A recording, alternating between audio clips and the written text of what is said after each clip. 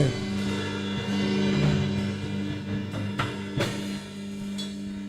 Amen. Praise God. Kumaway po tayo sa likod. Amen. Sabihin nga natin, Happy New Year. Okay. Bagamat abala ang bawat isa, yung iba po ay may mga bisita sa bahay. So, alam natin, sabay-sabay natin isa-celebrate ang New Year mamaya pa lamang. Ilang oras na lang, magpapalit tayo ng kalendaryo. Amen? Amen po ba? Sino ba dito may mga bagong kalendaryo na? Meron na yung iba. Kami wala pa. So, mapapansin natin, maraming bagong bagay. Ano? At isa sa tradisyon ng mga Chinese, pag po ako'y dumadako po sa bansang China, no, pag tayo nagmimisyon sa Hong Kong, Macau, China, meron pong mga traditional na buhay ang Chino na mga yung lumang gamit ay itinatapon. Kaya yung mga iba't ibang banyagang namumuhay sa bansang yon, namumulot sapagkat maganda pa naman. So kanya-kanya tayo ng ginagawa. Pero alam natin, ang pagpapalit ng lahat ng bagay, ito ay nagbubuhat sa Diyos. Amen. Amen po ba? So yung iba ay nagsusuot ng bilog-bilog. Nung malakas pa ang aking ina, ay talagang ang duster nun, bilog-bilog. No? Ang ating lamesa may mga bilog-bilog. Yung nga lang, ako'y bumili ng chiko, itinago. Dahil yun daw ay mapakda. Bilog-bilog. Ano? Maraming mga bagay. Ano ba ang 2024? Year of ano? Wala pa bang inilalabas? Year of? Wala pa. Pero sa atin, ang sabi nga ni Pablo, one thing I do, forgetting what is behind. Ano man ang ating nakalipas, we need to forget that. Sapagkat God is a God of new beginning. So ngayon, ang aking isi-share sa inyo is very basic. Na makukuha natin ito sa sulat ni Juan, Kapitulo 13, talatang 15 at 17. How to have a happier new Christmas. Yan. Sabihin mo, happy ka ba? Ang ibang kahulugan ng happy, bless. Kung babasahin natin ng Matthew chapter 5, blessed is the man, blessed is the peacemaker, blessed is the with a pure in heart. Sa ibang translation, happy. No? Pareho lang yon. Blessed. So we are blessed. Kaya puro letter B ang ating pag-aaralan ngayon. Dahil we are blessed. Sabihin nga natin, I am blessed. I am happy. O sino ba senador na nagsabi nung gusto ko, happy ka? Matanda na, 98 na yata yun. So, isa sa mga bagay na instinct sa isang tao, na pag tuwing sasapit ang bagong taon, ay nais siyang maging maligaya. Totoo naman, ayon naman natin tayo ay nagdadaos ng bagong taon na may kaakibat na lungkot. Kaya sabi mo, iwanan mo ang lungkot sa 2023. Iwanan mo na lahat. Amen? Kaya sabi nga ni John Maxwell, today will end up tonight. Ang ganda nung quotation na nabasa ko kay John Maxwell. Today will end up tonight. So, yung ngayon ay matatapos mamayang gabi. Kaya lahat ay tapusin na. Amen. So, anuman bagay yon, putulin na natin, alisin na natin, end up. And salubungin natin ang Christmas, a blessed year. Kaya blessed, sabi nga natin, I am blessed. So, 4 na bilang ating pag-aaralan for us to be happy and happier this New Year. Amen ba? Okay, basahin natin. John chapter 13 verse 15, in-amplified ko na po ang word. For I have given you an example that you'll do I have done to you. Most assuredly I say to you, a servant is not greater than the master, nor he is who is sent greater than who sent him. If you know these things, happy are you if you do them. Si Jesus ang may sabi niyan. Ang patungkol dyan ay nung siya'y naghugas ng mga paa ng mga disipulo. Kaya sabi ni Jesus Christ ay ginagawa ko ito bilang isang example sa inyo upang ito'y gawin ninyo at kayo maging maligaya. Amen. Kaya nais ng Panginoon na talaga masasabi mo, Lord, gagawin ko yon.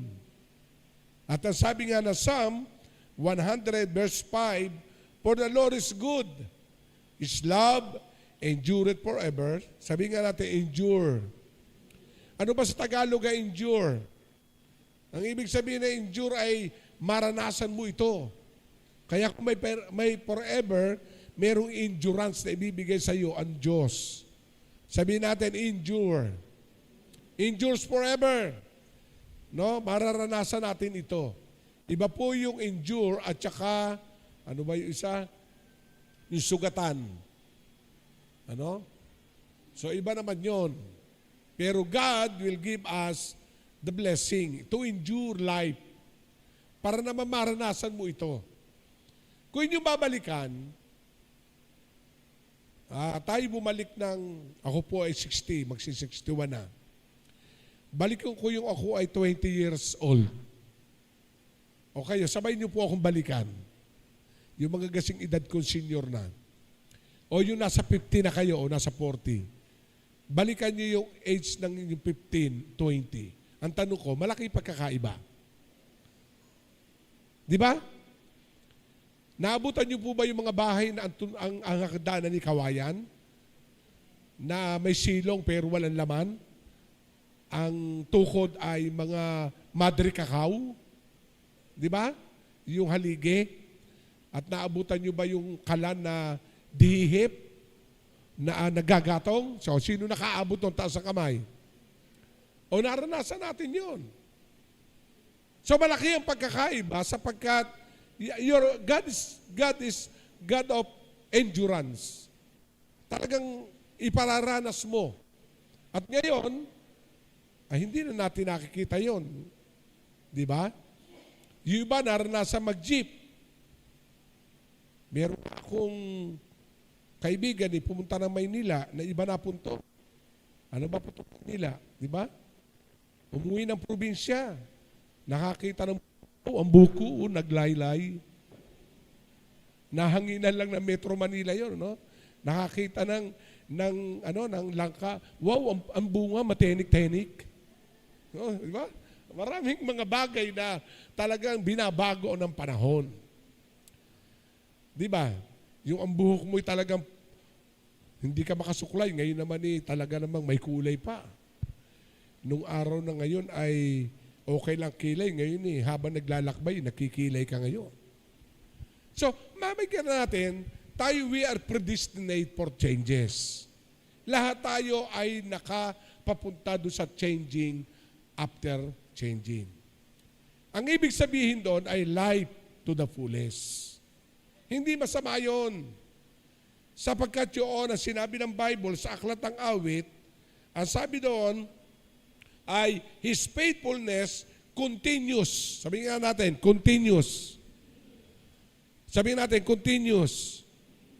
So kung ano yung naranasan nating happiness, blessing, from 2023, continues to all generation. So hindi mo pa nakikita, ang next generation after you, God's faithfulness is already there. Amen. Hindi po man nakikita ang anak mo na nagdadalaga, maliit pa lang, pero yung God's faithfulness through all generation. Di ba? O balikan natin uli, yung mga kasabayan ko No, ang mga anak natin, 7 taon, 5 taon, 10 taon. Ayan, makasabayan ko, sila Kuya Teddy, sino ba to? Mag-asawang Disamero. No? Kita nyo, nung tayo magkakasama, pero tingnan natin ang ating mga anak na ngayon, mga professional, di ba? Ano yun, ibig sabihin? Yun yung sinasabing, God's faithfulness continues through all, sabi nga natin, through all generation. Kaya yung mga next generation ngayon, na ang edad ng mga tatay 40, huwag kayong kabahan. O sabi mo, huwag kang kabahan. No, yung mga katulad ninyo na nagpapaaral ngayon ni elementary, hinahatid yung mga anak ninyo, dinanas namin yan. Amen? Pero one thing, imarkahan nyo sa isip nyo, His faithfulness continues through all generation. Di ba? Naranasan nyo nung araw, yung mga anak nyo, lagi nakakura sa inyo. Ngayon, yung anak nyo naman, na-send ko na sa ATM mo, allowance mo. O di ba? Nakuha nyo? God's faithfulness. So ano ang dapat natin gawin? To be happier more. To be more happier than before. Ano ang dapat natin gawin? Kaya sabi ng Bible, napakahalaga, blessed and happy. Sabihin natin, blessed. May 4 na B dito na nais ko ibigay sa inyo. Una, believe. Second, behave. Third, beware. And last, belong. Ayan. Yan, 4 na yan. For us to be blessed, happier, blessed, Happy New Year. Napakahalaga ang 4 na B na ito. Para dali natin sa 2024, I am happier than before. I am a happy man. I am a happy husband. I am a happy woman. I am a happy mother. I am a happy children. Amen. I am blessed. Sabi nga natin again, I am blessed. So dito, makikita natin, first letter B, believe. Sa taong 2025, we need to level up our belief. You need to transfer your belief to your coming generation. Kasi yan ang unang pundasyon ng generational blessing kung paano pinagpala ng Diyos si Abraham, Isaac, si Jacob, dahil yung belief nila, amen, ay kanilang itinuro, itinransfer, isiniyer sa kanilang mga anak, dala-dala ng kanilang kaapu-apuhan, kaya yung Diyos nila ay dumaloy ang pagpapala sa mga susunod na henerasyon. Amen. Hello. O ilan na yung mga third generation na akin nakakasama ngayon? No? Ayan, mga apo ko, third generation na yan eh. Kasi mga kasama ko nung araw, sila daddy. Tapos yung kanyang mga anak, yung anak ng anak. O dati yung kasama, ako pa nagkasal. Mag-asawang Disamero. No? Ako pa ninong, ako pa nagkasal. Yung anak nila, ako pa nagkasal. Yung apo sa tuhod, ako pa naghandog. Abay, 4 generasyon. Imagine that. Nakuha niyo po ba ako? So God's faithfulness. So hindi lang nandiyan sila Kuya Kaloy. Ano? Amen. Inabot ko na si Marvin. Yung kanya mga apo, ayun. Ay baka si Jessel pag nagbinatat, nag-asawa, ako rin magkasal. At pag nanganak yung asawa, ako pa maghandog. Paano na kaya ako maghandog? Oh. Ano man ang lakas natin, pero isang bagay aking inaangkin, His faithfulness, amen, continues through all generation. Kaya ngayon ang ating pag-uusapan, hindi ikaw lang, kundi ang generation mo. To be happy. Kaya unang-una, your belief must be shared to your relative, to your sons and daughter, to your apo. Share your belief. Nakita niyo si Timothy, yung kanyang lola si Eunice, amen po ba? Yung kanyang mga magulang ay talaga sinabi ngayon ni Pablo, tandaan mo, ang salita ng Diyos, ang kaligtasan mo. Noong ikay bata, yung iyong ina at lola. Kaya makikita natin, hanggang sa buhay ni Timoteo, nangyari yung kalooban ng Panginoon because of the belief. Kasi ang failure o ang kabiguan, ang mga magulang ay naging Christian, yung mga anak ay napariwara, na wala sa pananampalataya, naputol. Nako niyo po ba ako? Kaya huwag kang papayag, yung kinamulatang mong Diyos, nakilala mong Diyos, pag ikay ng anak, at yung anak mo'y lumaki, at sumunod yung anak mo'y nagkaanak, hanggang sa kaapu-apuhan mo, see to it, your belief must be transferred to the next generation. Amen. Sapagkat yun lang ang sikreto, mga kapatid. Yun lang. Kaya believe. Ano ang sabi dito? A dynamic faith will enable us to defeat discouragement and empower us to live victoriously in Christ Jesus. Ang ganda. Yan yung dahilan kung bakit yung belief, our dynamic faith, will enable us to defeat discouragement. Yung mga klasiko sa dialysis, discouraged na sila. May nakasharing ako noong Friday.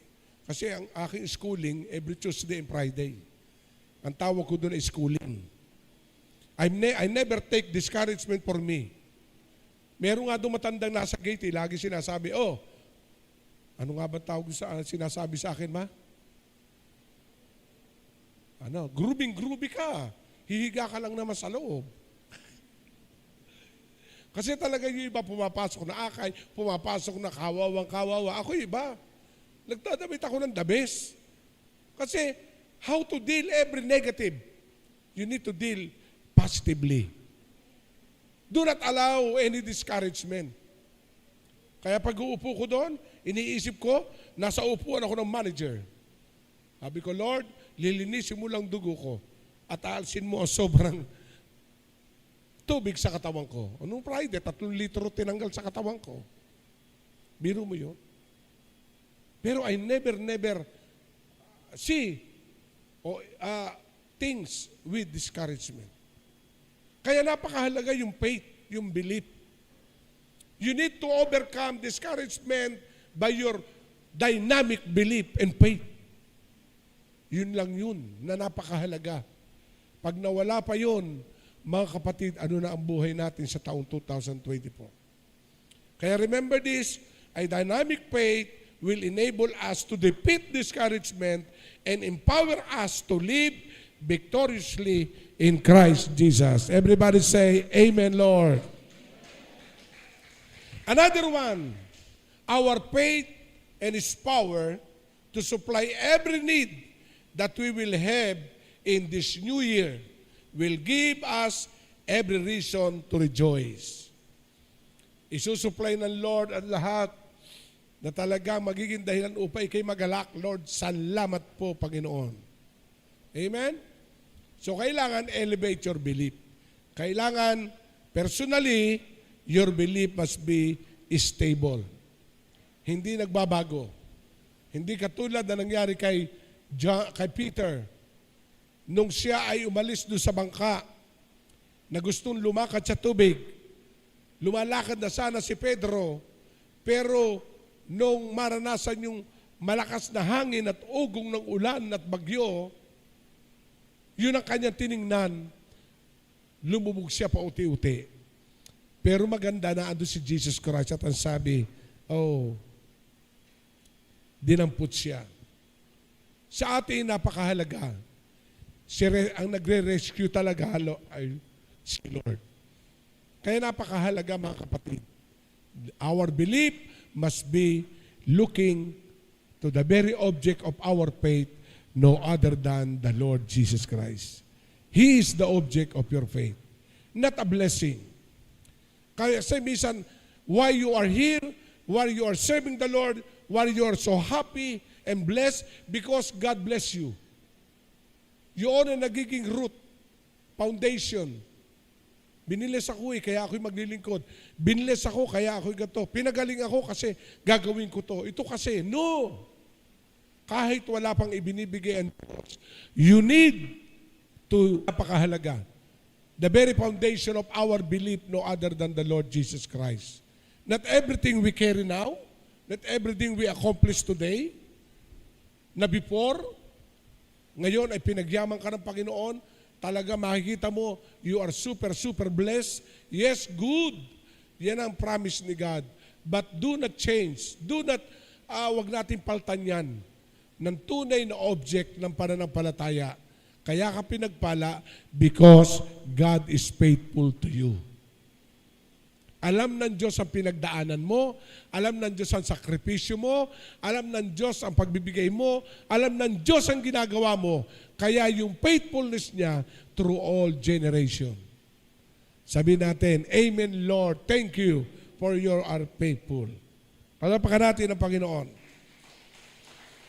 Kaya our belief must be, ang sabi doon, the power to save. Your belief is the power to save. Ano sabi ng Hebrews 7:25? Hence also, He is able to save forever those who draw near to God through Him. Kaya mga kapatid, yung ating kaligtasan, yan ang nagagawa ng ating belief. Yung kaligtasan mo. At ang kaligtasan mga kapatid ay apat na letter sa Hebrew word. Ito ay zozo. Ang ibig sabihin ng Savior o save o salvation. Ang ibig sabihin nun, indicate not only soul, not only spirit, but physical salvation. Ang ibig sabihin, God protection is available always to you. Malayo ka man sa pamilya mo, risk ang trabaho mo, see to it and accept it. As you believe to God, His power guiding you. Yung kapangyarihan niya. Masasabi mo, Lord, thank you, hindi ko kaya, pero nakaya ko. Hindi ko alam, pero nagawa ko. Why? Because you believe. Imagine, hindi naman engineer si Noah nakapaggawa ng ilang palapag na arko. And according to some, yung isang pamilya, kailangan mo ng crane. Pero because of God's mighty power, everything is doing well. Kasi siya yung may power eh. Kaya our belief must be pushed, must be fueled by the power of God. Yung hindi mo kaya ng 2023, gawin mo ngayon, may kakayanan ng Diyos na ibibigay sa iyo. Amen. Yung imposible sa iyo noong 2023, gawin mo ngayon 2024. Just believe. Yan yung power ni God. Yan yung power ni God. Kaya napakahalaga. Another one, our belief, His power to protect. Sabi natin, I am protected. I am protected. Puproteksyonan tayo ng Panginoon. Ano sabi sa Joshua chapter 1 verse 9? Be strong and a good courage. Be not be afraid, nor be dismayed. For the Lord your God is with you wherever you go. Sabi nga natin, protect. Because you believe, God will protect you. Kaya napakahalaga yung belief. Ipatong natin doon. And the last one sa belief, His power to provide. As you believe, nothing is impossible. Amen? Hello? 2024. Masasabi mo, Lord, ito po. Pero believe and believe and believe. Amen. Yan ang trabaho lang natin mga Christian. Eto, tatanungin ko kayo. Anong trabaho ng waiter? Mag-wait. O, sabihin, order. Oy, pagkabigay ng order, sabihin ng waiter, nakaganon lang. Mag-wait na lang siya. Waiter, sir, glass, bigay ng glass. Pag okay na, naando ulit siya, nag-wait. Waiter, ayan. Ano trabaho ng computer? Compute.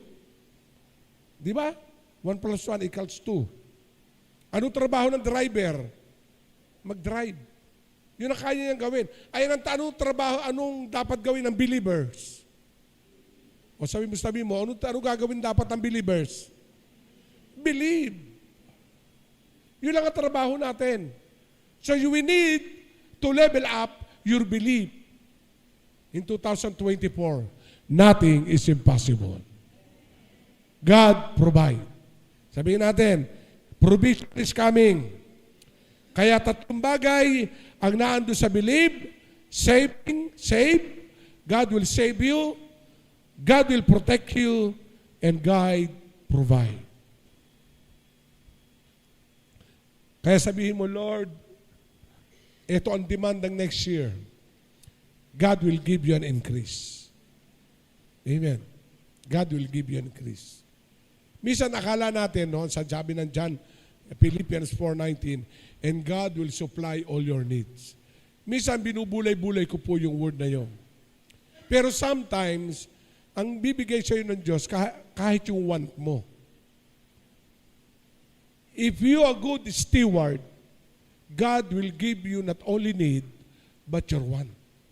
Kasi alam ng Diyos na ikay mabuting katiwala. Are you there? Alam ng Diyos yun eh. Hindi imposible magkaroon ka ng farm. Hindi imposible magkaroon ka ng mga hayupan. That is your want. More than you need. Pero because you are good steward, na pagkakatiwalaan ka ng Panginoon for all provision received, God is faithful through all generation. Magugulat ka. Nakuha niyo po ba? Amen. Kaya, yung provisional Lord, maging katiwala ka. Good steward. At maging generous ka. Are you with me? Kasi alam ng Diyos kung bakit ka paaapawin. Kasi alam ng Diyos pag kay puno. Kita niyo yung Luke chapter 5? O buksan niyo Bible niyo. Gusto kong mabasa niyo. Luke chapter 5 verse 7. Wala po sa outline ko. Pero let us visit the beautiful history sa life ni Peter when Peter experienced emptiness and Peter experienced fullness of his peace. Ano ang kanyang ginawa? Ano po sabi ng verse 7? Pwede ba nating basahin Luke chapter 5 verse 7? Ayan. Sabihin nga natin, basahin natin. 1, 2.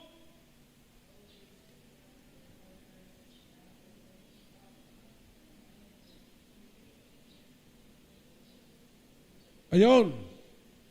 Sa Tagalog, ang ganda eh. Nung punong-puno na ang bangka ni Pedro, sinignalan niya, kumaway siya doon sa kanya mga kasamang partner. At binigyan niya ng cup ng isda. Kasi baka siya lumubog. Pag hindi siya nagbawas, lulubog. Sabi mo, magbawas ka, kung hindi, lulubog ka. Nakuha niyo po ba? Hello? Hello? At napakalaga dito, Peter recognized the word partner. Sabi nga natin, partner. Kaya sabi nga minsan may kaibigan ako yung pastor, pag kami nagko-copy-copy ng mga pastor, ito naman positive. Sabi nung isang kaibigan kong pastor, ako'y nalulungkot. Pag may problema yung aking mga kongregasyon, kaway ng kaway, pastor, pag-pray mo ako. Pastor, bisitahin mo ako. Pag may blessing, wala man lang kumaway. Nakuha niyo po ba ako? Alam niyo, binasa ko yan. Sabi ko, basahin mo sa kongregasyon mo yan. Nung sila'y pinagpala, ang kanila sinignalan yung partner. Binahaginan sila. Amen po ba? Hello? O pwede natin basahin sa Tagalog. May Tagalog ba kayo? Pastor Ivan, pakilagay mo sa Tagalog. Luke chapter 5 verse 7. O baka naman pwede isakupin mo ang verse 6. Isama mo verse 6. Ganun nga ang ginawa nila at nakahuli sila ng maraming isda. Sabi nga natin, maraming isda. Kaya't halos mapunit ang kanilang mga lambat. Ano? Punit na yung pitaka nyo. Punit na. Di ba? Ang ibig sabihin, over. Pero hindi sinabi ni Peter, akin lang yan, ako nagpakahirap dyan. No, mangisda kayo ng sarili nyo. Hindi. Ano sinabi niya sa verse 7? Okay. Kinawayan niya ang kanilang mga kasamahang nasa kabilang bangka o sabi mo, kaway-kaway ka naman. Amen. Hello? Kasi pag may need, kaway. Pastor, punta ka sa bahay. No? O siya leader, pag-pray mo ako. May problema ako. Di ba? Ang sarap naman talaga no, nami-minister. Pero pag mayroon na maraming hulo, ala naman kumaway. Lagi nakaganon. O, kumusta kayo? Oh, God bless you. Di ba? Alam niyo, hindi ka maligaya noon. Amen. Para yung kwento din ng isang pastor eh. Yung kanya sapatos nakanganga. Nakasalubong yung isang miyembro. Dumukot ng pera, ang kapal. Tapos nakatali sa laste. Pastor, naku, ang sapatos mo nakanganga na. Sandali. Kala niya, bibigyan siya nung nakatalaksan. Ang kinuha yung laste, sabi, talian mo muna. Sabi nung pastor, kala ko, bibigyan ako 1,000 pambili. Yung pala ang kinuha yung laste ko. At sabi, talian mo nga, pastor. Pero wala sa Life in Christ noon, na. Ay mo ba? Sabi mo, hindi ikaw yon. So, palapakan natin ang Panginoon. Kasi sa Life in Christ, namibigay ng sapatos, namibigay ng polo. And, amen po ba? Pag sobra-sobra, namimigay ng peso. Pag sobra-sobra, namimigay pa ng dollar. Aba, ay lalo kayong aanin ng marami niyan. Amen po ba? Kasi napakahalaga kasi noon. To be happy. To be happy. Napakahalaga nun. Kaya is belief. No? Letter B next. Behave. Okay. Pag naman ikay nakaabot na doon sa mga blessing, behave ka naman. Huwag kang lalaki ulo. Di ba? Amen?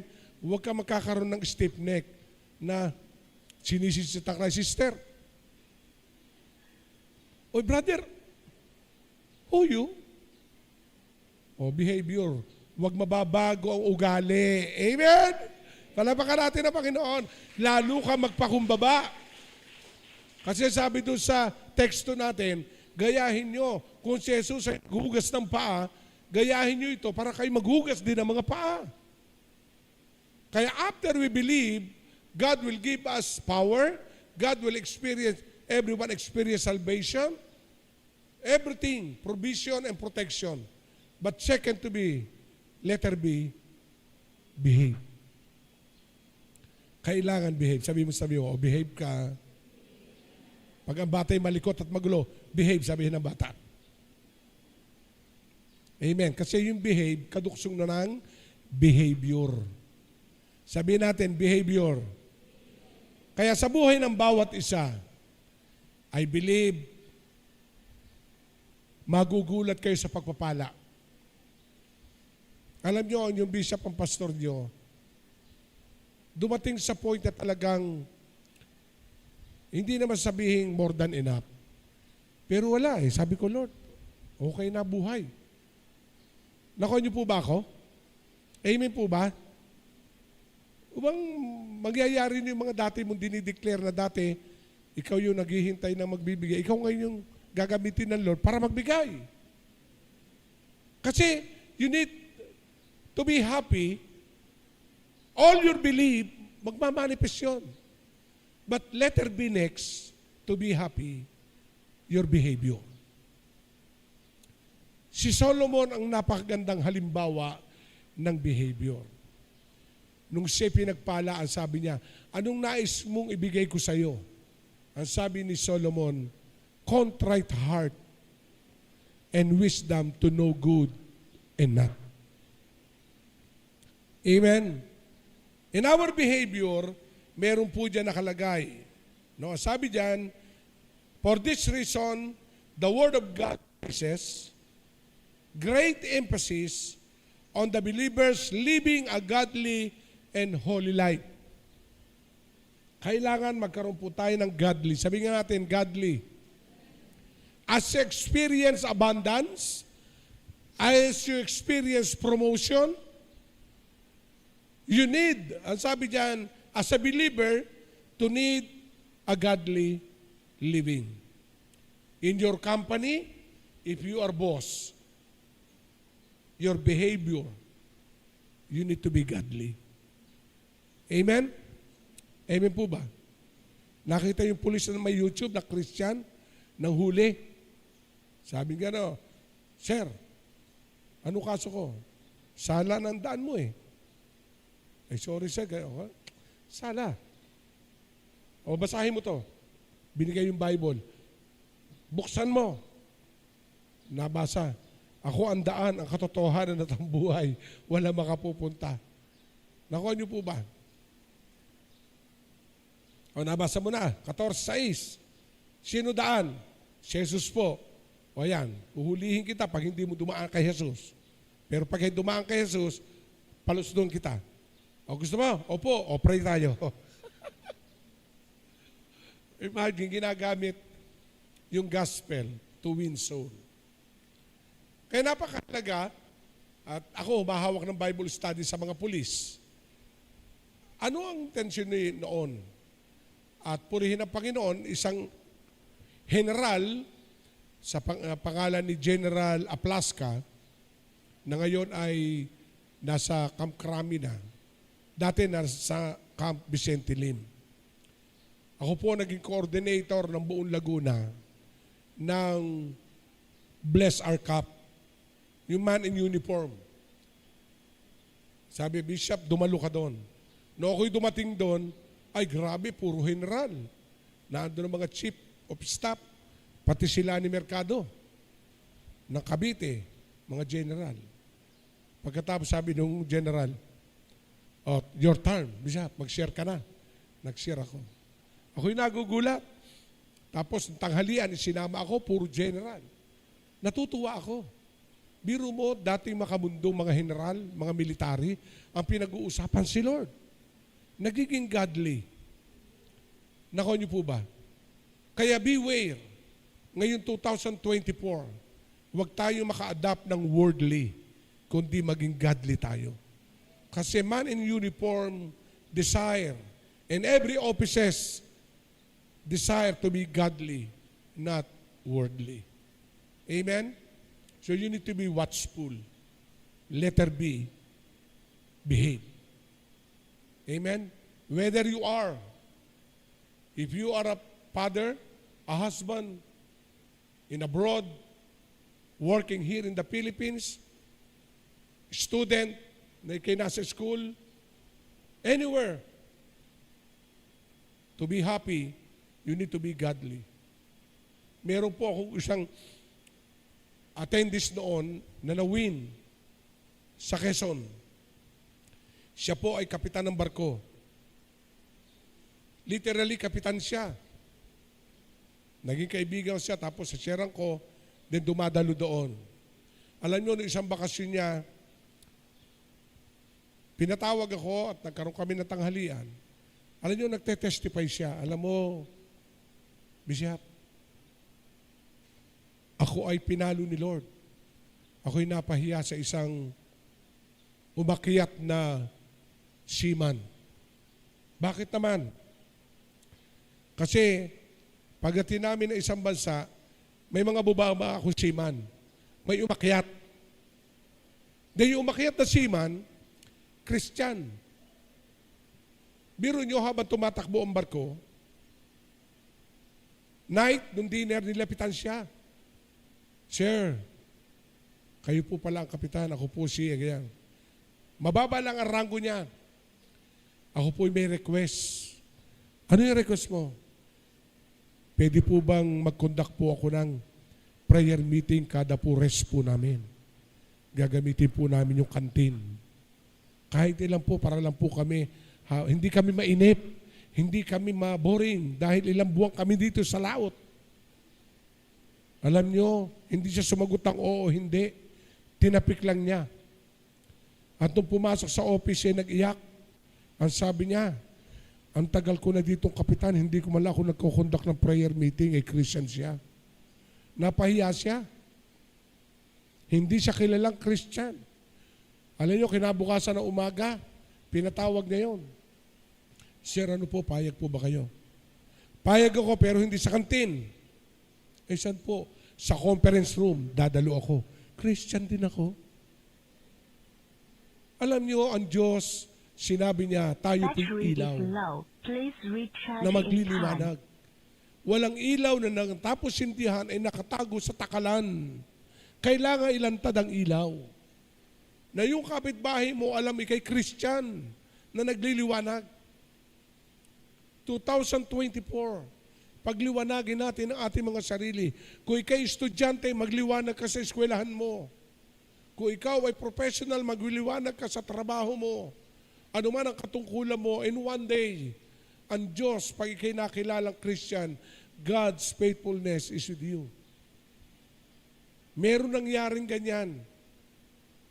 Ang piniling ma-promote ay yung alam nilang Christian sapagkat alam nila faithful and honest.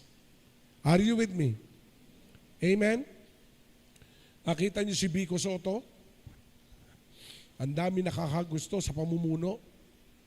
Ang laki na impluwensya ni Connie Reyes, yung kanyang ina. Nagliwanag yung ina ni Vico Soto, ni Connie Reyes. Kaya yung anak ay nagliliwanag sa munisipyo. Ano ba, Taguig ba o Pasig? Pasig. Maraming bumabangga. Yung kaibigan, binigyan pagkakataong maglingkod, nangurakot lang ng case meal, tinanggal niya.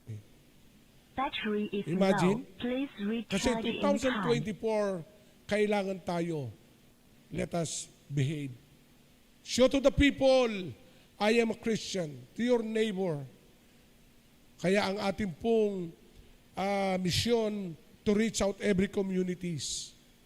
Dahil kailangan na nila. Amen? Naghahanap sila ng solusyon. Kasi totoo yun. Marami full of money, full of possession, pero malungkot sa gabi. Nakuha niyo po ba? Kasi ang tunay na kayamanan ay ang ating Panginoon. Makakatulog ka na may kapayapaan. Kaya behave. In our daily life, let us your light so shine. Ang sabi niya, Matthew 5:8-16, gayon din naman dapat ninyong pagliwanagin ang inyong ilaw sa harap ng mga tao upang makita nila ang inyong mabubuting gawa at papupurihan ang inyong amang nasa langit. Matthew 5:16. Let your light shine. Then, letter B, number 3, beware. Sabihin natin, beware. Kailangan naman ay magbantay tayo. To be more warned is to be forearmed, mapagbantay. The Word of God give us ample warning to beware of a certain and lead dangers that confront us in our daily Christian life. Kasi talagang, alam nyo, pag ikaw ay nakita ng kaaway na bubulusok ang promotion, bubulusok ang pag-asenso, gagawa't gagawa ang kaaway na ikahilahin pababa. Tataan mo yan. Kasi sabi ng John 15, it is for my Father's glory that you become successful and fruitful. Ayaw ng demonyo na ikaw ay magbibigay ng glory sa Ama. Kaya yung ginagawa niya mo, at yung maasenso ka, maraming tatamnan ang mga kaaway na inggitero at inggitera sa trabaho mo. Hihilahin ka pababa. Amen? Pero wag mong papatulan. Sabi mo, wag mong papatulan. Vengeance is mine, ang sabi ng Lord. Amen? Ano man ang ginagawa nilang paghatak sa iyo pababa, habang kay palihim na binabaksak, ang Diyos palihim kang itataas. Amen? Palapakan natin ang Panginoon. The more people you pulling you down, God is always there to pull you up. Anak, ako magtataas sa iyo. Ibinabaksak ka ng mga kasama mo, ako magtataka sa iyo. Amen? Hello? Kaya napakaganda eh. Ayun, naranasan ko, no, ako'y nag-full-time na pastor, yung mga kamag-anak ko Santa Cruz, nako, yung anak ni Tita, si Raulo. Kaganda ng trabaho, San Miguel, may rasyong bigas, nag-resign. Ayun, nagdiditi pa, kasi nagpipreach ako, nakadipay. Pagpalain kayo ng Panginoon. Sira daw ang ulo ko, masyado ako binabaksak. Pero sabi ko, Lord, alam mo ginagawa ko'y para sa iyo. Amen. Amen po ba? Kaya ano man ang mangyari, tandaan natin, beware. Huwag mong papatula. O sabi mo, huwag mong gagantihan. Tahimik ka lang. Amen? At ang Diyos ang magtataas sa iyo. Habang ikay binababa, itataas naman. Amen? Nakuha niyo po ba ako? Naalala ko yung may kondominyo magkatapat ng bintana. Yung babae, Christian. Nakikita nung katapat na bintana na hindi Christian, yung babae nagsisigaw, purihin ang Panginoon, hallelujah. Inis na inis mo yung kabilang, sa iyo, pasasalamat laging, pasalamat, pinagpapala. Ang ganyan. Hindi. Sabing ganon. Tao nagbibigay sa iyo, hindi ang Diyos mo. Ano sabi niya? Talagang pakikita ko sa kanya na tao. Ano yung ginawa po nung unbeliever na yon? Inis na inis kasi papuri na papuri sa Diyos. Ang ginawa, binili ng grocery. Sabi niya, sabihin ko ako bumili yan, hindi yung Diyos mo. Ang ginawa, talaga sa tapat, bumaba, inilagay doon sa gate. Nakalagay, naghihintay. No. Praise God. O sa kunta, magpipray ako doon. Oh, wait, halika. Ayan, galing sa akin yan, hindi yan galing sa Diyos mo. Sabi niya gano'n, galing sa Diyos ko yan. O, di ba? Mamaya nag-share. Saan galing ang lakas mo? Gumising ka na umaga, saan galing ang hininga mo? Sa Diyos, di ba? Nakaw niyo po ba ako? And to cut the story, nakumbinsi yung lalaki. Sabi niya, oo nga, ano. Kaya minsan makikita natin, people is watching us. Ano man ang nangyayari sa iyo, there is a revelation behind what you experience today.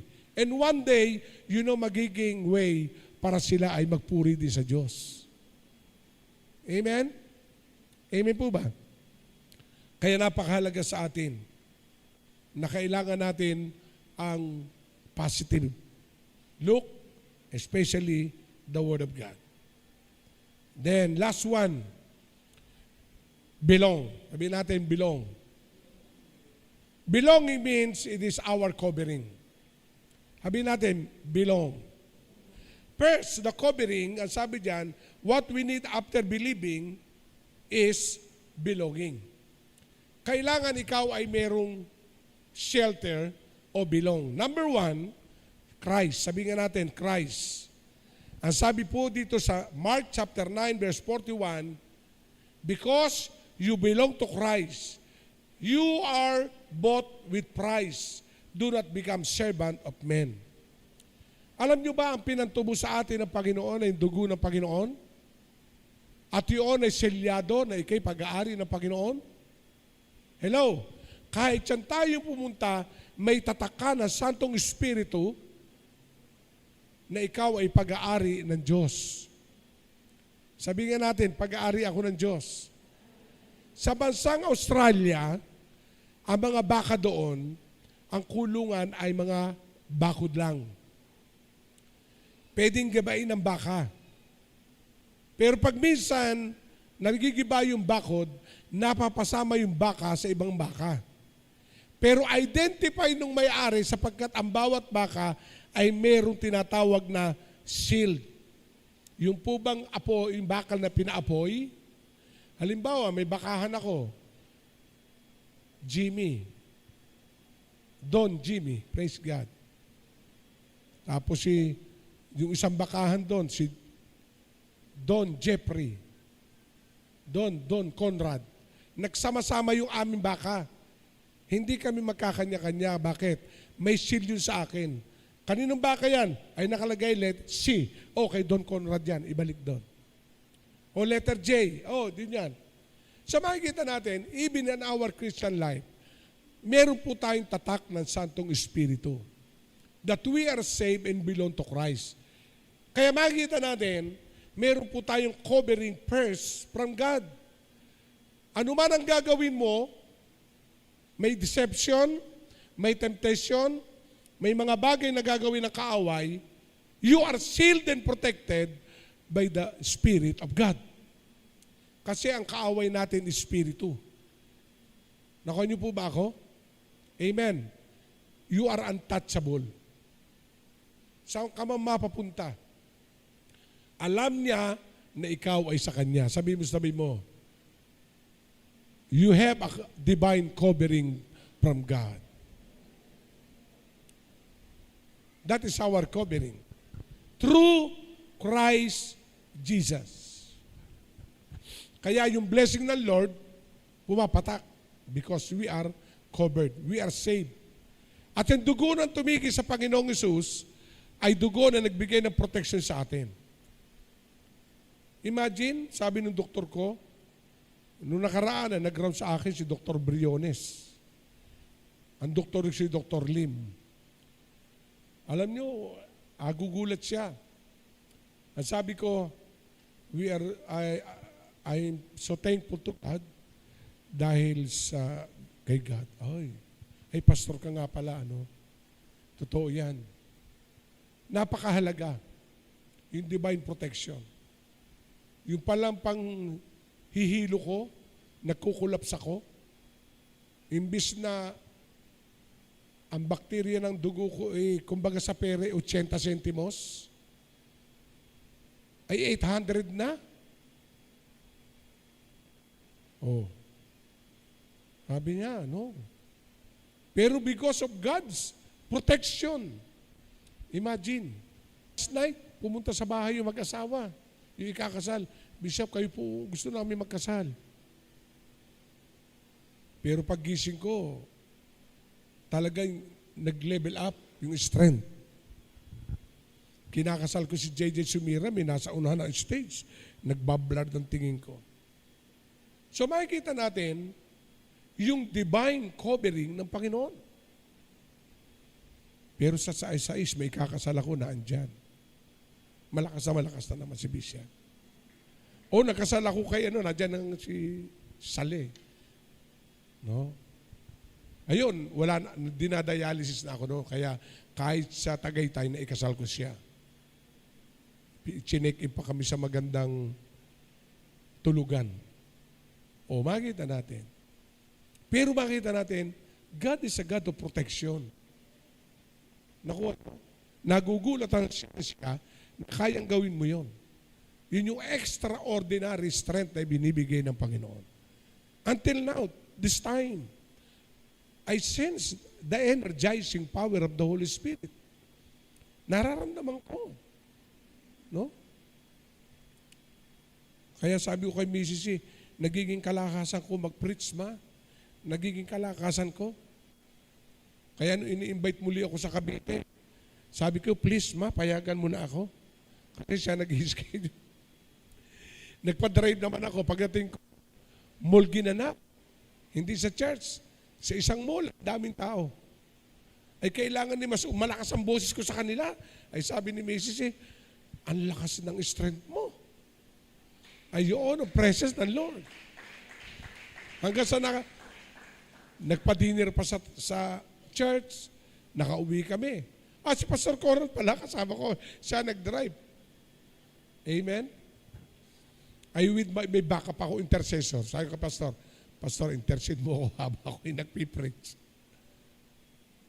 Kasi mahirap tumayo na matagal. Pero I'm so blessed. I am happy. Dahil yung sinasabi dito, I belong to Christ, nobody else. Mabubuhay ako't mamamatay para kay Kristo. Amen? Pero mahaba pa buhay. Magkakapo pa ako. Praise God. Sabihin natin, I am covered by the blood of Christ. The last one belonging is your church. Bagamat hindi natin masyado ini-emphasize ang membership ng church, but spiritually, life in Christ is your local church, right? Amen po ba? The church will nurture us. The church will pray for you. The church will give you direction. Kaya ang misa may pagtuturo, may pagtutuwid, may pagpapalo, may pagpapaalala, sapagkat ang tamang avenue ay ang church. Hindi katulad ng garahe. Pag pumasok ang jeep sa garahe, paglabas, jeep pa rin. Kailangan pagpasok sa church, paglabas, nababago buhay. Amen? Kaya, we are covered first, Christ and the blood of Christ, and last one belong to body of Christ. Kaya after believing, you need to belong. Hindi lang matatapos na I am a believers. No, you need to belong to the body of Christ. You need to belong to your local church and find yourself in the body of Christ kung saan ka maglilingkod. Kasi alam nyo, masarap maglingkod sa Panginoon. I experience very much how God is faithful to me, to my family when I'm serving God. Even my children. Natuwa ako, yung service nila sa Dubai pinanunood ko kinuna ko pa ng picture. Ang nagdadrum si EJ, ang nagigitara, anak ni Aimee. Ang nagbebey, ang nag-o-organ, anak ni Larry. Si Makmak ang naggigitara. Si Stephanie nagpapakanta. Ako'y natutuwa sa ganon. Sapagkat nagagampanan natin ang tungkuling espiritual, hindi lamang tungkuling pisikal. Amen? Kaya kung 2024, you need to belong. Young people, raise your hand. Yung hindi naging aktibo ng 2023, young people, connect kayo sa mga youth. Napakahalaga nun. Mga adult, kailangan yun. Amen? Kasi the body of Christ. Last verse, Acts chapter 2, verse 47. Ano sabi diyan? Ang history nito ng Acts chapter 2 ay nakaranas ang church ng pagsalo ng Santong Espiritu. Acts chapter 1 verse 8, every believer received the baptism of the Holy Spirit. And what is the purpose? To be a witness. Amen? To be a disciples. Pagdating ng chapter 2, dumami ang napakarami mananampalataya. And the Bible declares during the time of Peter, and the Lord added to the church daily such as should be saved. Kaya ang dahilan, ang local church ay ginagamit ng Panginoon para i-preach ang salvation at ang local church ang magpapalago, magpapaunlad. Kasi mayroon pong 3 Christian living. Una, child, bata. Pag ang Kristiyano'y bago-bago, gatas ang iniinom niyan. Pero kailangan maging teenagehood hanggang makuha mo ang adulthood. Yung bata kailangan atensyon. Ang kabataan, sometimes. Pero kailangan ma-reach ng isang believers ang adulthood. Yung bang hindi na siya sasabihin mag-pray, alam niya na mag-pray. Hindi na sasabihin dumalo, dahil alam niya dumalo. Ang ibig sabihin, he know how to manage and to sustain his faith according to the Word of God. Amen? Kaya sabi mo, congratulations. You reach the adulthood Christian living. No? Pinalalago tayo Amen? Pinalalago tayo. Kaya mga kapatid, do not forget, Christ is our first covering because of the blood. Love Jesus. Give your devotion to Jesus. And the last one, belonging, you are part of Life in Christ. Your local church. Kasi kung may local church, may universal church. Ang universal church, ito yung gathering in heaven. Kaya hindi naman itatanong doon sa langit kung ano local church mo. Isa lang ang palatandaan, si Kristo tagapagligtas mo. At darating araw, habang tayo nasa langit, there is a Bema Judgment. Ang Bema Judgment ay yung pagsusuri sa lahat ng mananampalataya. Ang White Throne Judgment ay ang pagsusuri sa mga hindi mananampalataya. Kaya, ang pagsusuring ito ay ito. Dadaan sa apoy ang ginawa mo, kung ito'y ginto, bibigyan ka ng reward. Pero, maliligtas ka pa rin. Kasi si Kristo naman tagapagligtas. Hindi ka naggagawa para maligtas. Ligtas ka na kaya ikay gumagawa. Kaya ka gumagawa because of the rewarding. Kasi pag ito ay dumaan sa apoy, kung ito'y gold, silver, precious stone, wood, o hay, kung dayami. Kaya kung ito'y nasunog, dahil ang paglilingkod mo ikahoy lang, gustuhin mo o hindi, o by mood, amen. Nasunog, pero ligtas ka. Pero wala kang reward. Kaya I'm here fighting for my faith, not because to be sure I am saved. I am sure I am saved. The reason why we are serving God, because of the reward. As a believers. Kung dito nga, si Pacquiao may reward, di ba? Amen? Tayo nakikipaglaban sa pananampalataya eh. Kaya wag natin kalilimutan to be happy. Amen? Happy ka dito sa lupa, happy ka pa doon. Bless ka dito sa lupa, bless ka pa doon. Amen? Tayo po tumayo. Ano yung letter 1, letter B? Believe. Second B, behave.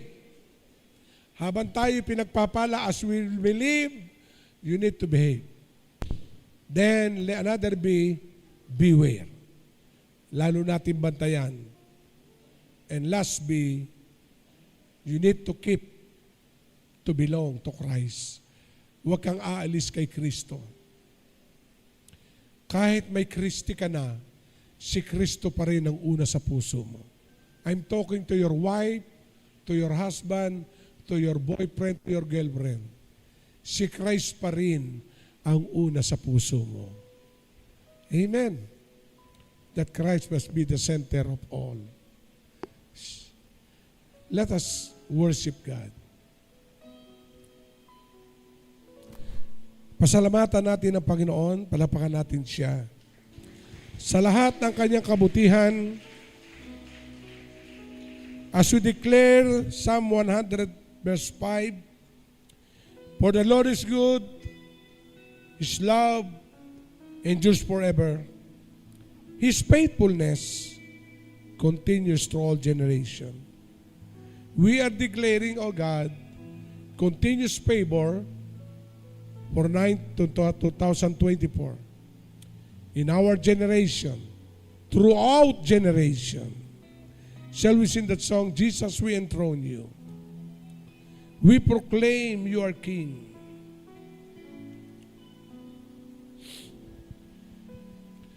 Jesus, we enthrone you. We proclaim you are King.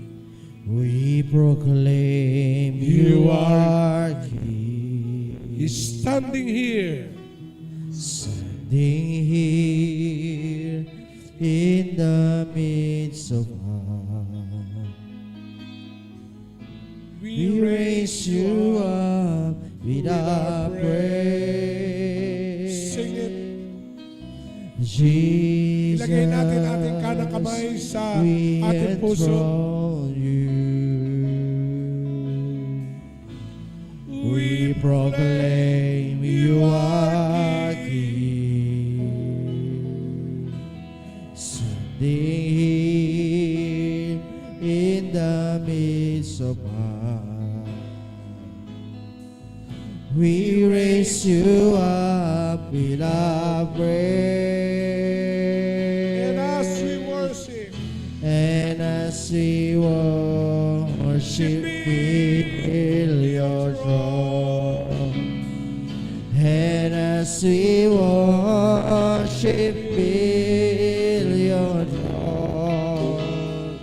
And as we worship, fill your throne. Come, Lord Come, Jesus, Lord Jesus, and take your place. your place. Sing it loud.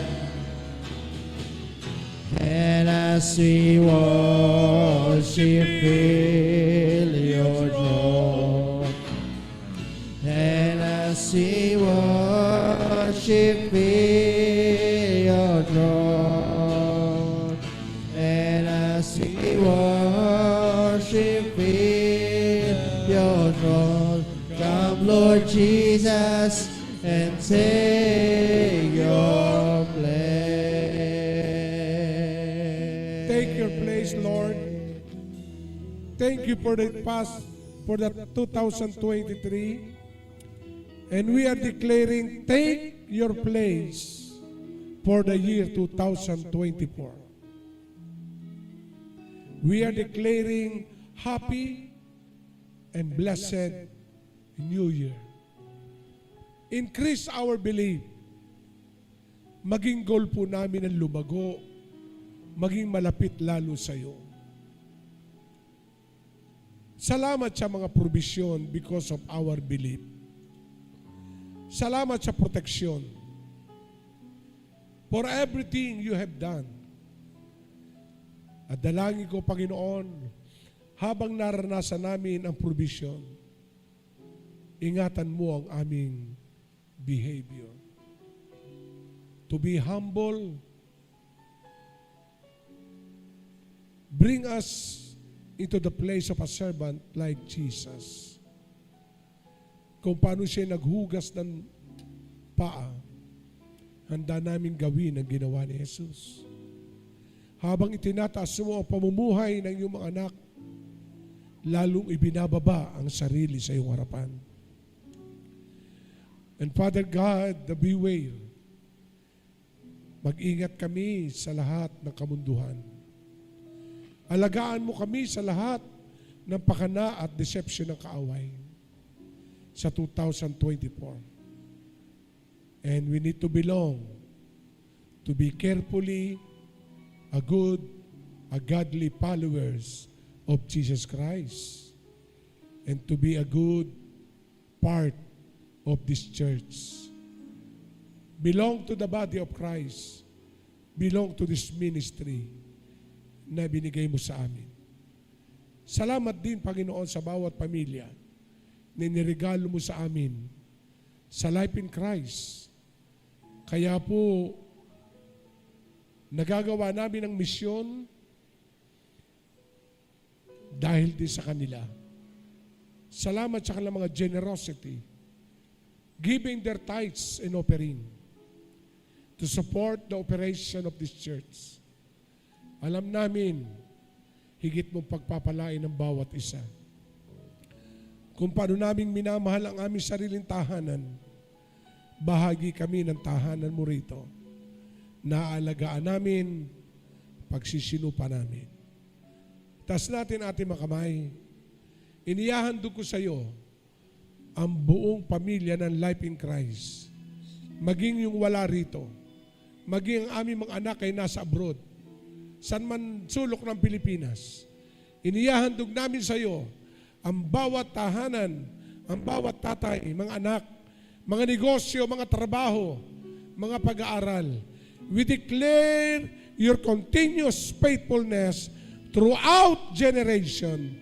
In Jesus' mighty name, amen and amen.